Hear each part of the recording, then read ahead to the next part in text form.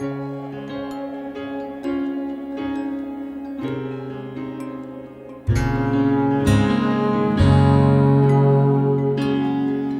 like to hear the ocean song again, snap mountain trails that touch the wind, cast her heart down long winding country roads. Hello, virtual photo walks. My name is Erin, and I work for California State Parks. And today I have a special treat for you. We are at the Piedras Blancas elephant seal rookery. That is the largest elephant seal rookery in the entire world, meaning that the elephant seals were almost hunted to the brink of extinction. Only less than 100 years ago, there was an incredibly small population of them, and we started to protect them. And through that protection, we have enabled the elephant seals to make quite a healthy comeback. And now they are a thriving population, and they happen to love the Central Coast. These programs to be interactive. So I think John's probably going to have many of you muted for the time being, but if you have a question, if you want to know more, just go ahead and raise your hand. That way John will know that you want to be unmuted, and we'll hear any questions you have. A special guest that's going to be joining us today, and maybe I can call him over. Duffy Burns to you. Duffy, say hi to Virtual Photo Walks. Hi, virtual. Hello, Now, Duffy. Duffy's never done this before, so this is a community. Oh, this is my finger. Hi, guys. That's a community in Buffalo. Jamie is in Florida. John Butterell is in Canada. Who else do we have here? A bunch of people from Buffalo. Bunch of people from Buffalo, New York. Zoe's in California. So we have a bunch of people watching this. Oh, great. Here. Duffy works and volunteers for the Friends of the Elephant Seals, which is a collaborative partnership that we have with a nonprofit. Would you mind giving a few words about that? Yeah, Friends of the Elephant Seal was founded back in the mid-1990s, 95, 96, and to provide information and to improve the elephant seal viewing situation here in the Central Coast. We're just north of the town of Cambria, just south of Piedras Blancas Lighthouse. If you get on both those spots, should be seen on Google too. And now we have over almost 25,000 animals call this their home. And we have had over 5,000 pups born here each of the last 3 years. We expect to have the same number born here this year. A rookery was discovered in 1922 off the coast, on an island off the coast of Mexico called Guadalupe Island. Back then, Mexico was very beneficial. They actually stationed a garrison of troops on Guadalupe Island to protect them. So, Duffy, if you don't mind, why don't you guide us? And I'm going to flip this camera around. Okay. So this is telling you the difference between the males and the females. The male elephant seals have develop as they become sexually mature. Their nose starts to grow.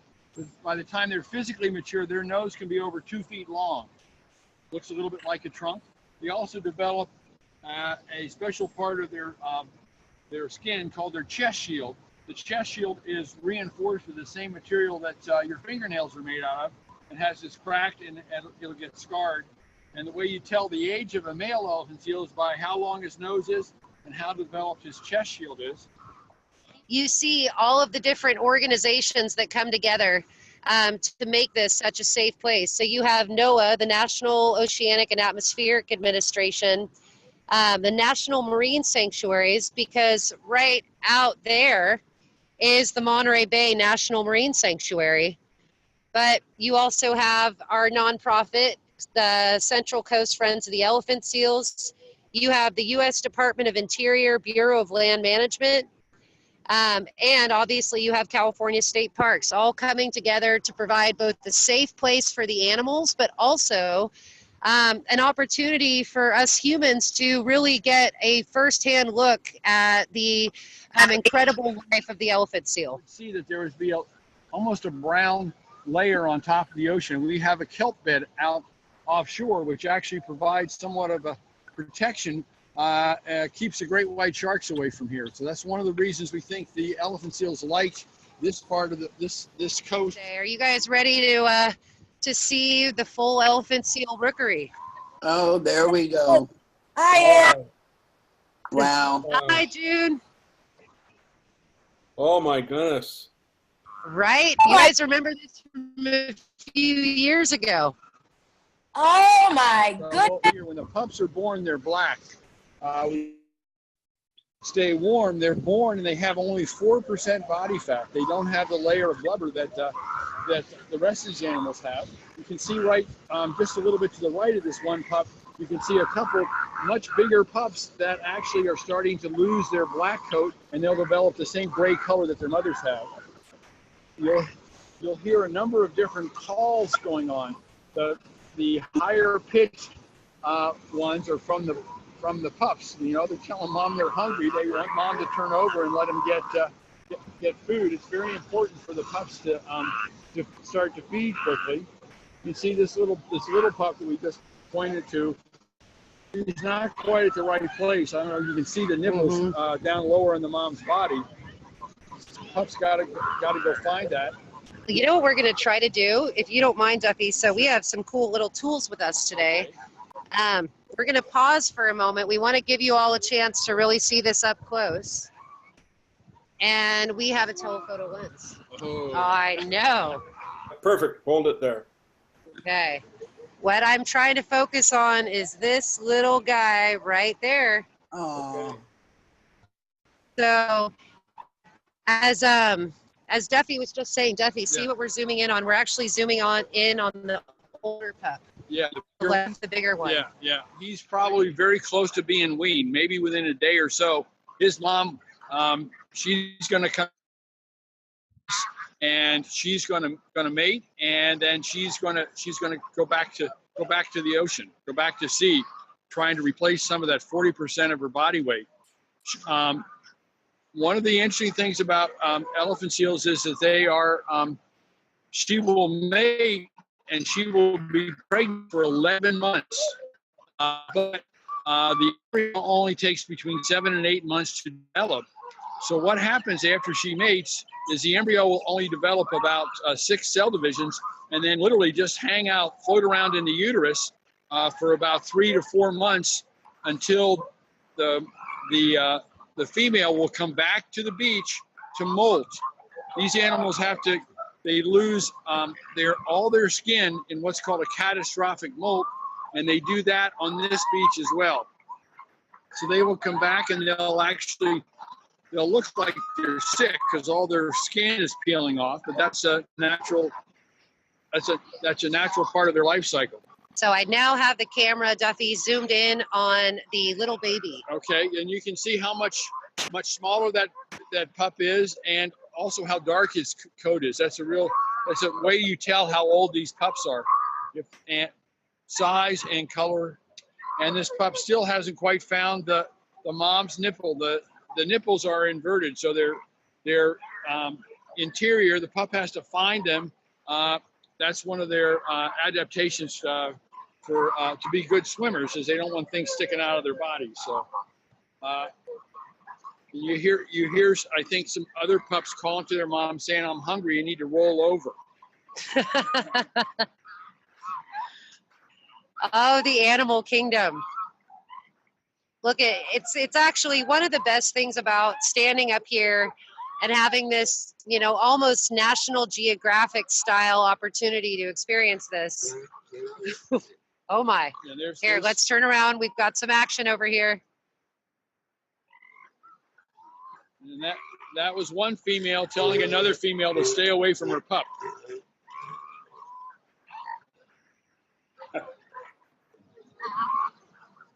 That's very clear. And you'll notice the behavior of sand flipping. There's as far as we can tell, it's done for two things. One is to keep them cool. These animals spend 90% of their life at sea. Most of that time is up in the Gulf of Alaska, where the water temperature is at 40 degrees or less. So they're very well equipped with 4 to 6 inches of blubber all over their body.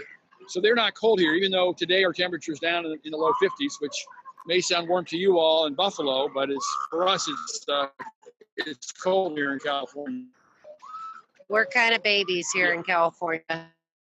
And there is the alpha male for this group of females that's right in front of us is the animal that's the edge of the group. I don't know if you can Right, that guy right there. That guy right there. Yep. Give me a second, you guys. Let's go see the alpha. Who wants to see the alpha? It's a little hard to tell. He's laying at a hard angle to see. There's big boy. And then if you actually go farther out toward the surf line, you'll see there's another male laying out there in the wet sand. That's most likely a beta male. The structure that the males tolerate is that the alpha males will control a section of the dry sand on the beach where the females and the pups are, and they will permit 1, 2, or 3 alpha males to be down at the water line, and they're like the first guard. They will basically fight any other male that wants to come on the beach and challenge this alpha male. They've got to get through the beta males first. Wow. Yeah, that's really part interesting. Of the structure. The beta males is it's estimated the alpha male will do about 2/3 of the matings with any of the females. So give us some numbers here. Well, we've got an adult crowd, so it's okay. Well, there's usually the harem of an adult male, the alpha male, somewhere between 30 and 60 females. So this guy that I'm showing you on the camera right here, that's being very lazy. Right. He gets to be lazy because that guy out there is guard. Right. He's acting as guard. Right, and they've most likely had a fight in this. The one of the closest to us has proven that he's a tougher guy. When the females then, when they wean their pups, come into heat, the alpha male will mate with them several times. I think it's estimated there's about 6 to 10 matings the female has, and then she's got to get back to the sea, so she's got to go by the beta male. And the beta male very well also may mate with her. If the alpha male's not otherwise occupied, he may interfere with that mating. Only the alpha males can mate uninterruptedly. The beta male may start mating, and another beta male might come over. So it's a little more difficult for the beta males. But it's estimated that about probably 1/3 of the matings that occur are for the beta males. So there's a real advantage. What you don't see on this beach are all the younger males that weren't quite big enough to maintain a spot here, or maybe older ones that also weren't tough enough to fight and gain a spot. They're down at beaches to the north and the south of us on bachelor beaches that it's almost completely, there'll be all males down there. It looks like the baby has finally found the milk spot. Yes, I agree. Move far enough back. So he or she finally figured it out. Yeah. And now mom is getting it. Mom is happy. And elephant seal milk starts out at about 12% fat, which is equal to the highest percent fat of any land mammal, and that is our reindeer. Reindeer have about 12% fat in the mother's milk. As the pup grows, that milk concentration of fat will increase up to 55% fat. So when the pup is just about ready to be weaned, it's getting 55% fat milk, which is much more like mayonnaise than milk. Unmute, guys, if you have any questions. No, thank you. Just enjoying it so far. Very much enjoying. I'm hearing a lot of enjoyment, Duffy. Oh, good. Yes, Okay. this is a good thing. Well, this is the most exciting time of the year, in my opinion, to be here. She'll lose up to 40% of her body weight as her pup quadruples in size from approximately 75 pounds to over 300 pounds. Now, look at this. So here's a perfect example. Some of you might actually be able to see some of the milk that's dripping from the mom. Yes. This seagull is going after it. So seagulls are very, what's the right word? Resourceful. Yes. And that seagull's look at the seal is getting mad at the seagull. And poor baby is in the middle of a battle between these two moms. Exactly. So now he's got to find the spot again.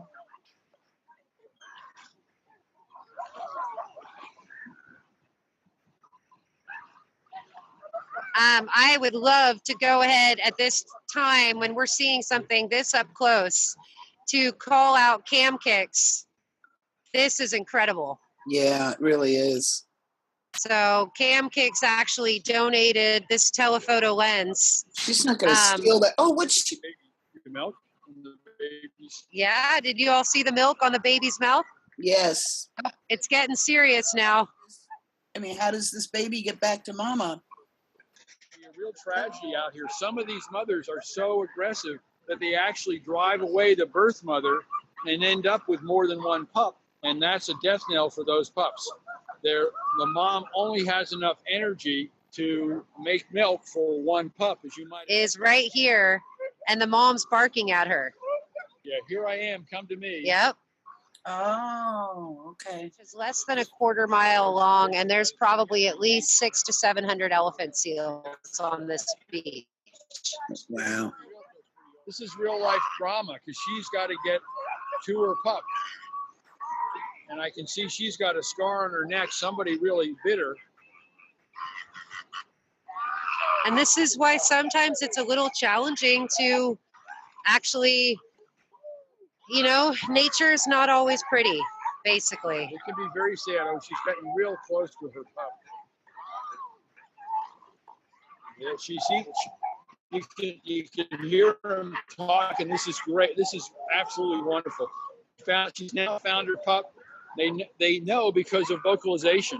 Literally the first thing the mom does after giving birth is she will turn around and talk to the pup. And then the pup will respond, and that's how they know. That's how they can find each other. And that's so important. So the males will come on the beach and they'll weigh 5,000 pounds. And by the end of 90 days, they're down to, they have lost a ton of weight, literally lost 2,000 pounds. That's the size of a car. Yes. So we are turning the camera around. I think we actually have school-age children that are here on a field trip right now that have gotten to witness everything that you've just gotten to see. And this is such a fascinating, unique place where you literally have a classroom in front of you. I mean, you can learn about adaptations and you can learn about how big these animals are. And you can read about that in books, but to get to stand here on this beach and experience this in person is pretty incredible. It really is. Any questions anybody has or wants to know more about? Actually, I was wondering if we could be quiet just for a moment so we can hear the noises. Great idea. Let's do it.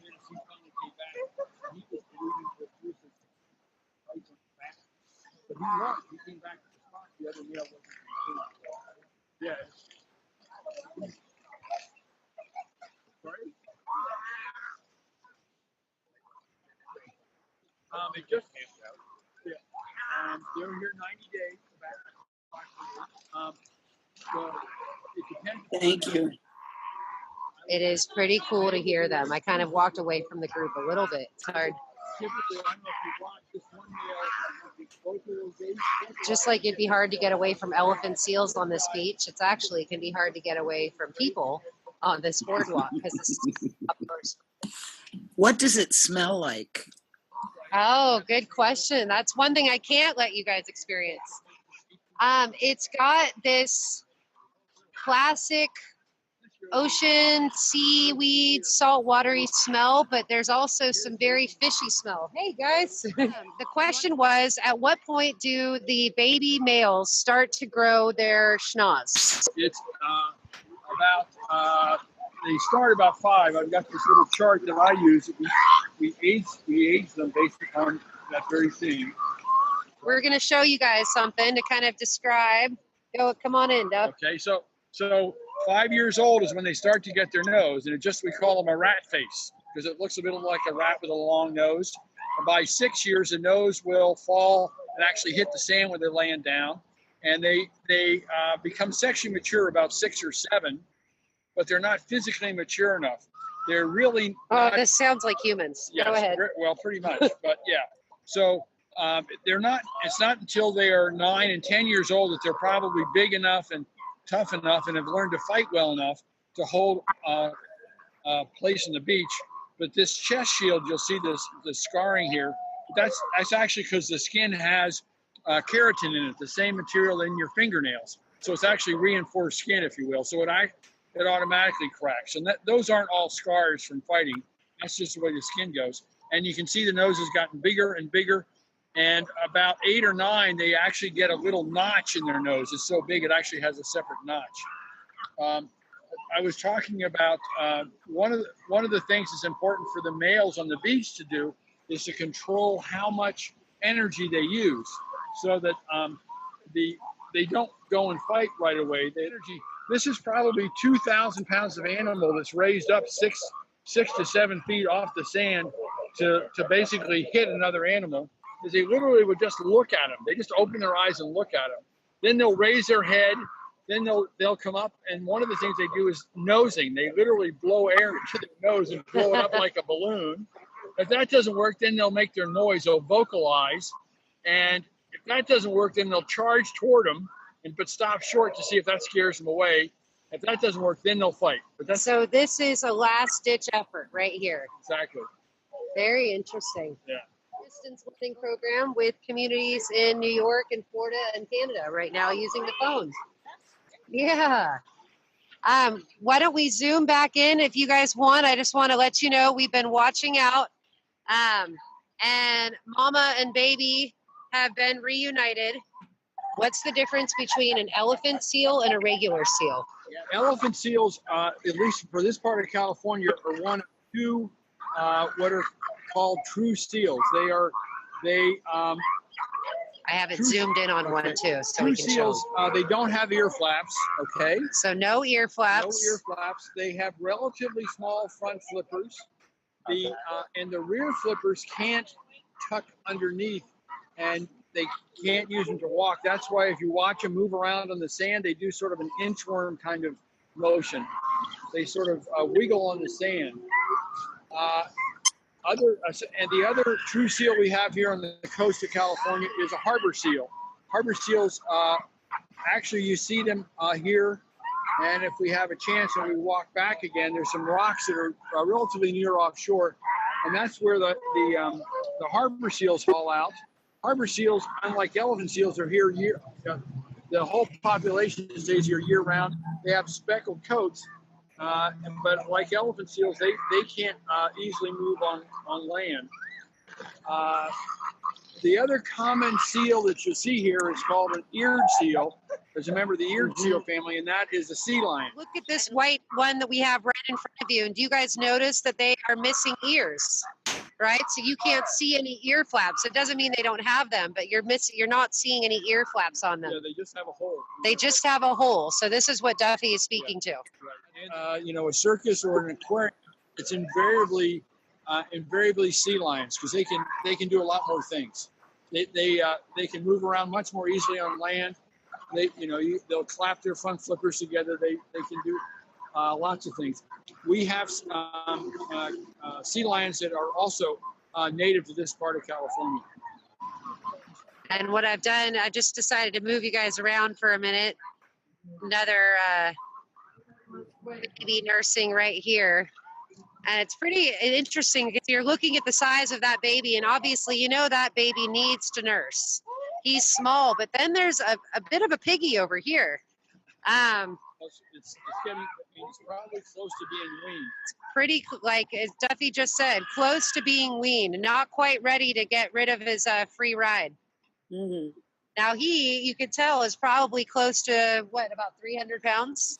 Probably close. Yeah, the little ones I really have a hard time telling. They don't look like they should weigh 300 pounds. So you might be able to tell the one that's laying on his mom's lap right now. You can tell he's taking a rest from feeding. That one is definitely a lot bigger in size, but hasn't quite lost that coat that Duffy was speaking about. But the one that's right beyond him, that gray one right there, let's go ahead and let you see him. This one, how old do you reckon that seal is right there? He's still a young puppy, right? Yeah. Oh, yeah. So pretty amazing to think of how much they're growing so quickly. Yeah. Well, they have 4 weeks. They quadruple in weight. We got some action. Hold on.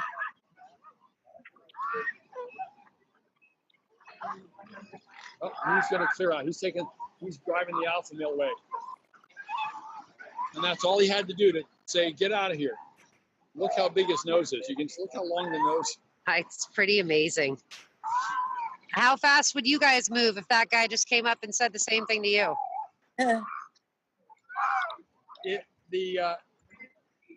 They've measured the speed on the sand. They say they can move 25 miles an hour, which is, by the way,